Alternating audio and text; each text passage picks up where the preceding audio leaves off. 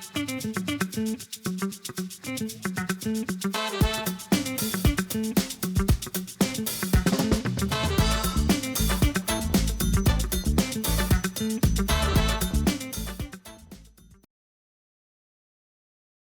the Bradley Report. I'm also the president of United in Peace, Inc.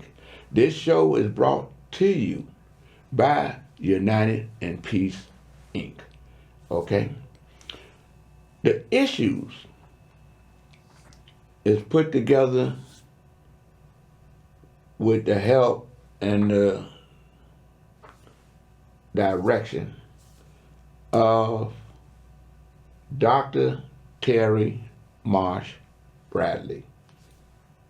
She's the producer, you can say she's the director, and she's also the chairman of United Peace, Inc. The issues we're going to be talking about today is the things that's happening today. You know about Jimmy Kimmel. You know about the fact that Trump went to the United Nations and he's still talking about he may bring the National Guard to Chicago after he gets through with Memphis. And you're going to hear from Governor J.B. Pritzker sharing the fact that he will not be intimidated.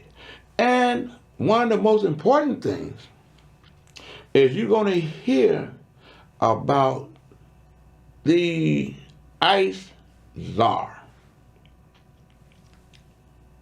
that allegedly he got caught up in an FBI sting where he received $50,000. And the fact that the Department of Justice and the FBI and ICE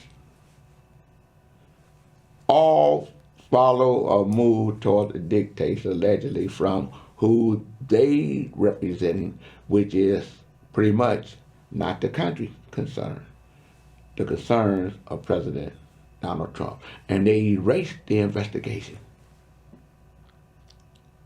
This ain't what Gator's saying. I'm going to show you this what they are saying. So without further ado, Sister Amani, let's go to work. Reasons I think Democratic leaders across the country are speaking out against ABC for indefinitely pausing late-night show Jimmy Kimmel Live after facing pressure from Donald Trump's FCC. We're going to talk about a lot of this with Democratic Governor J.B. Pritzker of Illinois. Here's what he said earlier this evening, I should say, since this broke in the last couple hours. A free and democratic society cannot silence comedians because the president doesn't like what they say.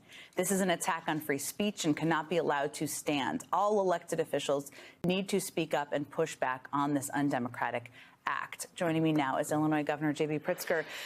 This is, as I just said, this is much bigger than a media story. It feels to me, first of all, Brendan Carr went out today, the FCC chair, and basically called out Jimmy Kimmel by name. And then a couple of hours later, he was put on indefinite, hiatus, suspension, whatever you want to call it. Does this feel, it feels to me like obedience in advance. Does it feel to you like that? It's intimidation, clearly. And this is what we're seeing across the board from the Trump administration. They're using the power of the government to go after businesses, to get them to do things that they need or want, right? Either to pay them, as we have seen, or to fire people, as we have seen. And here we have a comedian. I mean, this is somebody who's on every night, frankly, probably offending somebody every single night. He may have made fun of you before. Indeed, he has. And so I just want to say that, we should not be going after people for this. Look, did he get some things wrong? Yeah. I mean, but he is not a commentator, a news anchor. This is somebody who's a comedian, for goodness sakes. And now we've got the Trump administration literally targeting individuals. You saw it with Stephen Colbert. Now you're seeing it with Kimmel. Anybody that's criticizing this administration, they're using the power of government to intimidate companies to fire people. You said, and you never hold back, and what's one of the things I always love to talk to you about, you said that politicians, people should be speaking up. This is an undemocratic act. People are just digesting this. It's a part of a pattern. What does that look like? What is the kind of pressure you think politicians or people watching right now could put on ABC or Disney or others about this? Well, first, everybody should be saying that ABC should reverse their decision. This is not something they should have been doing. I don't think that ABC, at least historically, has not been an organization that has exhibited this kind of behavior.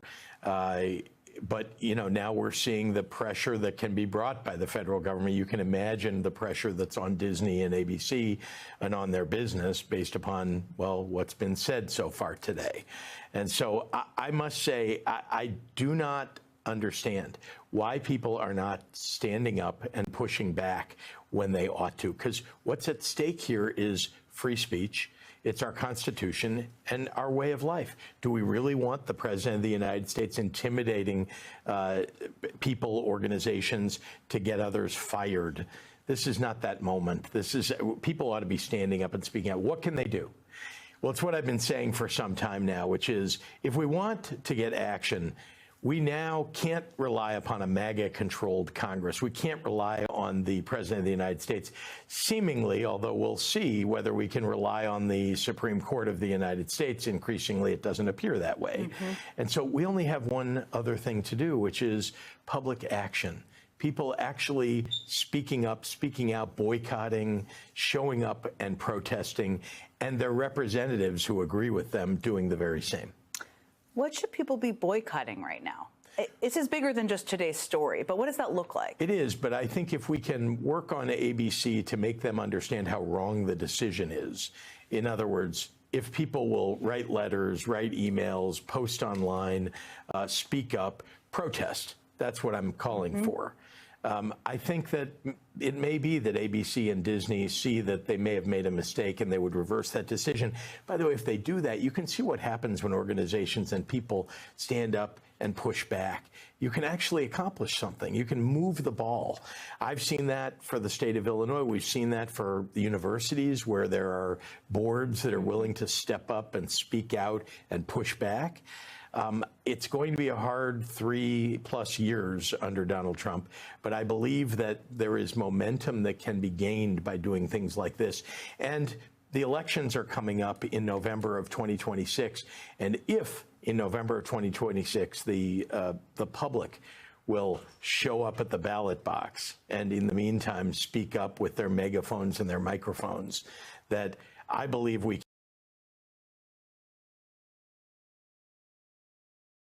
That's the key. Right now, everybody is realizing, even MAGA, even Republicans, senators, Cruz, Democrats, senators, speakers of the House, people are speaking up and saying, wait a minute, that is censorship. Oh, wait a minute, he gonna tell me I can't say nothing, but I can't voice my opinion. Now they're seeing the difference in the importance of democracy. And you have to have someone to stand. And you got people standing. You got Congresswoman Crockett standing. Thank God that we have legislators that's in Congress from Illinois that's standing. Okay? Thank God that we got J.B. Pritzker, the governor of this state, that's standing up and saying no. Let's get to the next one. Sister Amani. From our D.C. Bureau to talk about this. So, Nicole, break down this bribery claim investigation and why the DOJ closed it. Yeah, President Trump's border czar, Vlad, Tom Homan, was recorded last year accepting a bag with $50,000 cash by undercover FBI agents in an ongoing investigation. Now, the New York Times has reported that the Trump Justice Department later closed that case. Homan was investigated for potential bribery after he agreed to help the undercover agents who were posing as businessmen to secure government contracts. Now, no word from Homan yet, but a White House spokesperson called the investigation blatantly political and called Homan, quote, a career law enforcement officer and lifelong public servant. Now, the cash was reportedly inside a bag from the fast casual food chain Cava. Homan, of course, is a powerful figure within Trump's orbit. In fact, he was the president's first administration pick outside of Vice President J.D. Vance. Less than a week after Trump won re-election, he announced Homan would serve as his administration's border czar at about the same time this investigation was happening. All right, let's turn now to the topic of immigration. The White House, as you know, is threatening legal action against Democratic states who don't hold migrants for ICE. Break that down. Yeah, the Department of Homeland Security really escalating its clash with so-called sanctuary states. In letters obtained by CBS News, ICE Acting Director Todd Lyons warning attorney generals in states like California, New York, and Illinois that refusal to comply with immigration detainers could trigger federal legal action. Now, so our audience knows, immigration detainers, their formal requests by ICE asking local jails, prisons to notify the agency before releasing an individual onto the street, holding them briefly so federal agents can take undocumented migrants into federal custody. Well, according to DHS, Illinois, New York, and California formally declined to cooperate, and senior DHS officials now tell CBS News the department will tap the Department of Justice to sue these states, blocking future federal funding, Here's the challenge, Vlad. Historically, some courts have found that actually holding people without a judge's warrant can raise constitutional challenges. California law actually bars local police from honoring these detainers except for individuals who are convicted of serious crimes, while in places like New York and Illinois, they restrict this type of request without a judicial warrant in order to detain those undocumented migrants. So a bit of federal versus state law playing out here behind the scenes as we've seen protests erupt on the streets in many of these cities like Chicago, New York, and LA. Vlad? Fascinating breakdown and analysis. Nicole Skanga for us in Washington. Thank you, Nicole. You know, you heard what Governor J.B. Pritzker said in the clip before this clip that you just heard happen. And what was just sent to me, Democrats from the House Judiciary Committee called upon Patel, who is the FBI director, or he's over the FBI, to release explosive recordings and other documents from the aborted investigation. This is real time. Because this is the same guy that's leading the charge into all the cities as the director of ICE, going at illegal aliens and just grabbing Americans, some Americans, that ain't hardened criminals, and want to send them away without getting due process or any of that. And you heard what they said. He got him on tape where he received the money. It says, confirmed by 6 sources and reportedly captured on recordings now in the Department of Justice, DOJ, that's Ms. Blondie, and the FBI's possession, which is Patel. This startling episode is powerful evidence that Mr. Homan may have committed multiple federal felonies, including conspiracy to commit bribery. But he will get his due process. But what they did for him, from what you heard and from what I heard and from what everyone around the world heard,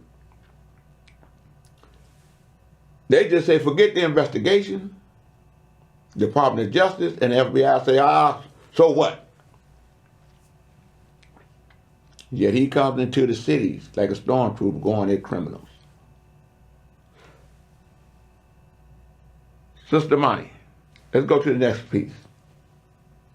These things instead of the United Nations doing them. And sadly, in all cases, the United Nations did not even try to help in any of them. I ended 7 wars, dealt with the leaders of each and every one of these countries, and never even received a phone call from the United Nations offering to help in finalizing the deal. All I got from the United Nations was an escalator that on the way up stopped right in the middle. If the First Lady wasn't in great shape, she would have fallen. But she's in great shape.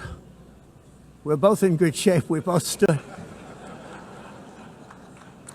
And then a teleprompter that didn't work. These are the 2 things I got from the United Nations, a bad escalator and a bad teleprompter. Thank you very much. And by the way, it's working now. It just went on. Thank you. I think I should just do it the other way. It's easier. Thank you very much. I didn't think of it at the time because I was too busy working to save millions of lives. That is the saving and stopping of these wars. But later I realized that the United Nations wasn't there for us. They weren't there. I thought of it really after the fact, not during these negotiations, which were not easy. That being the case, what is the purpose of the United Nations? The UN has such tremendous potential. I've always said it.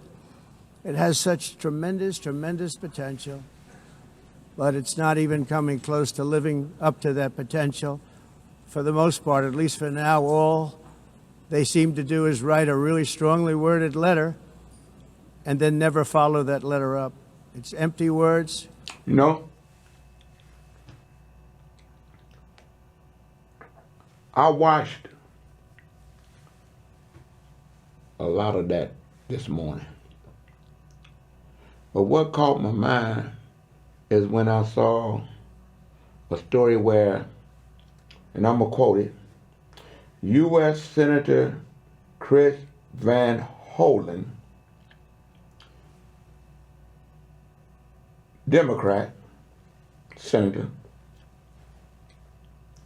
who serves on the Foreign Relations Committee, says this: Trump just embarrassed our country in front of the entire world at the UN. We heard America in retreat. For all our partners who still believe in the rule of law, freedom, human rights, and democracy. He was letting it be known that President Trump, we need you to step up and lead.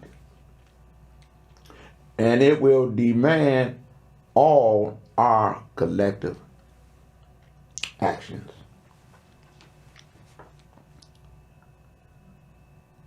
He said he's stopped 7 wars, whatever it is, and he seems to be more in line with, he wants to get the Nobel Peace Prize while he's doing all this. And he made a statement that all this will happen instantly within a day between Ukraine and Russia. And I'm saying this because he has the right to say what he said. Freedom of speech. Let's get to the next one, Monty.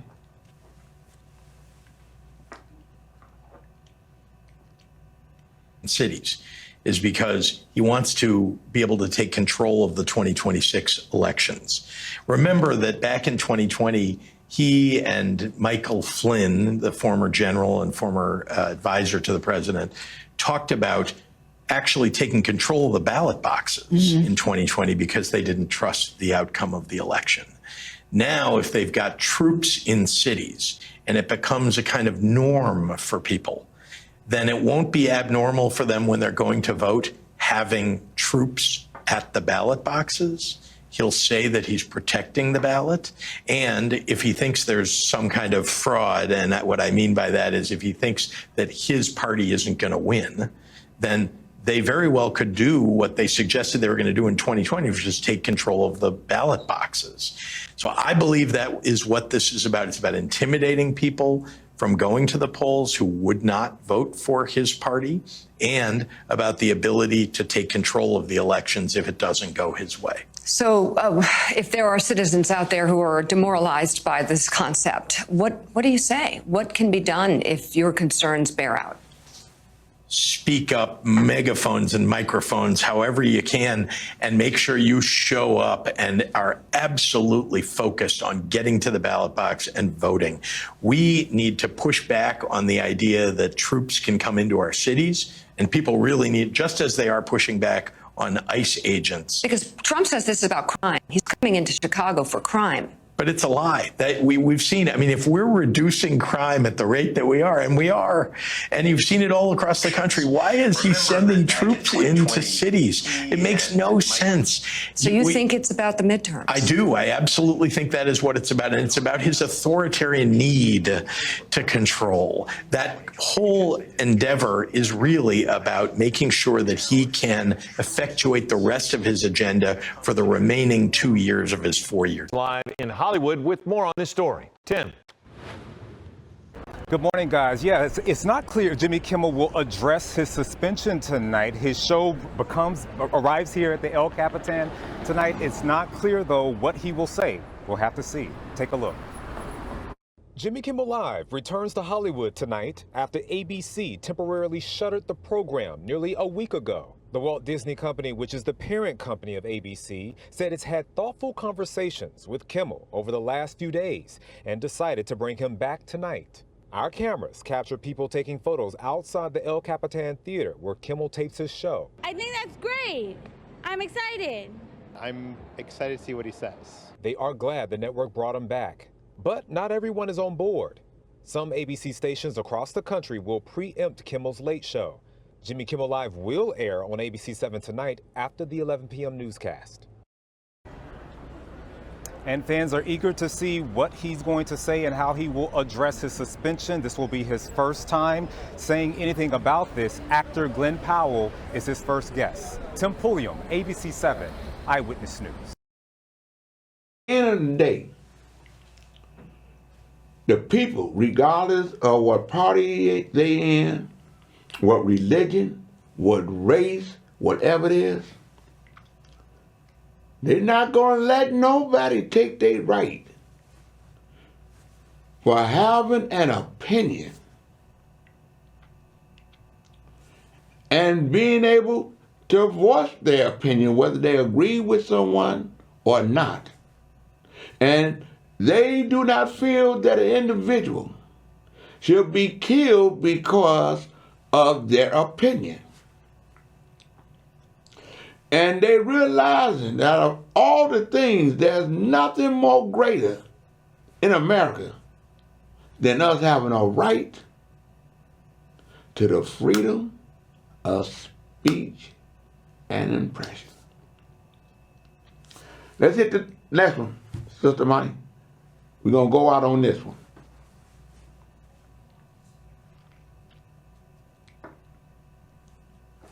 We're going to go out. That's it. Oh, well, we went out. All I can say, it was the people that let ABC and Disney know that they had the power to even make the corporations stand up to what's right. And that's why Jimmy Kimmel is back. Because the people is letting them know, letting everybody know in America, you got the freedom of speech. So I hope he's on the airs in Chicago. I want to say, to God be the glory. That's our story. And this is our country. God bless.